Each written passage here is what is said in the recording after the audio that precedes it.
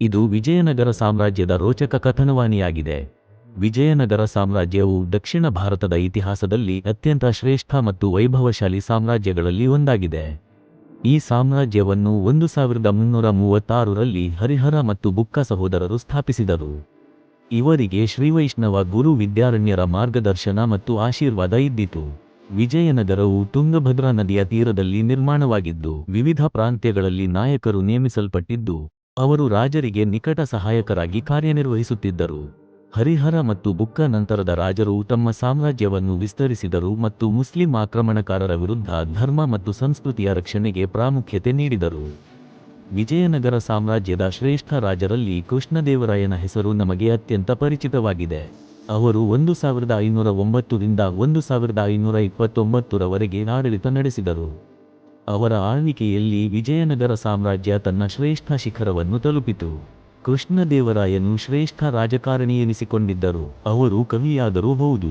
ಅವರ ಅಮುಕ್ತಮಾಲ್ಯದ ಕಾವ್ಯ ಪ್ರಸಿದ್ಧವಾಗಿದೆ. ಅವರು ಕಾವ್ಯ, ಸಾಹಿತ್ಯ, ಸಂಗೀತ, ವಾಸ್ತುಶಿಲ್ಪ ಮತ್ತು ವಿಜ್ಞಾನಗಳಿಗೆ ದೊಡ್ಡ ಪ್ರೋತ್ಸಾಹ ನೀಡಿದರು. ಕನ್ನಡ, ತೆಲುಗು, ತಮಿಳು ಮತ್ತು ಸಂಸ್ಕೃತ ಭಾಷೆಗಳಲ್ಲೂ ಸಾಹಿತ್ಯವು ಬೆಳವಣಿಗೆಯಾಯಿತು. ವಿಜಯನಗರದ ವಾಸ್ತುಶಿಲ್ಪವು ವಿಶಿಷ್ಟವಾಗಿದೆ.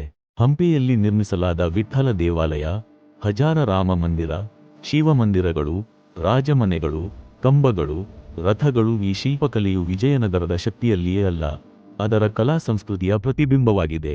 ಆಧುನಿಕ ಕಾಲದಲ್ಲಿ ಹಂಪಿ ಯುನೆಸ್ಕೋ ವಿಶ್ವ ಹೆರಿಟೇಜ್ ತಾಣವಾಗಿದ್ದು, ಇತಿಹಾಸ ಪ್ರಿಯರಿಗೆ ಮತ್ತು ಪ್ರವಾಸಿಗರಿಗೆ ಪ್ರಮುಖ ಆಕರ್ಷಣೆಯಾಗಿರುತ್ತದೆ. ವಿಜಯನಗರ ಸಾಮ್ರಾಜ್ಯವು ವಾಣಿಜ್ಯದಲ್ಲಿಯೂ ಮುಂಚೂಣಿಯಲ್ಲಿತ್ತು.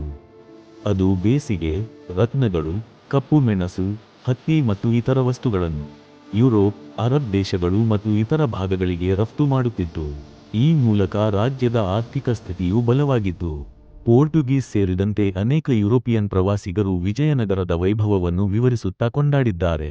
ಆದರೆ 1565ರ ರಕ್ಸಸತಂಗಡಿ ಅಥವಾ ತಾಳಿಕೋಟೆ ಯುದ್ಧದ ನಂತರ ವಿಜಯನಗರ ಸಾಮ್ರಾಜ್ಯವು ದೊಡ್ಡ ಹಿನ್ನಡೆಗೆ ಒಳಗಾಯಿತು.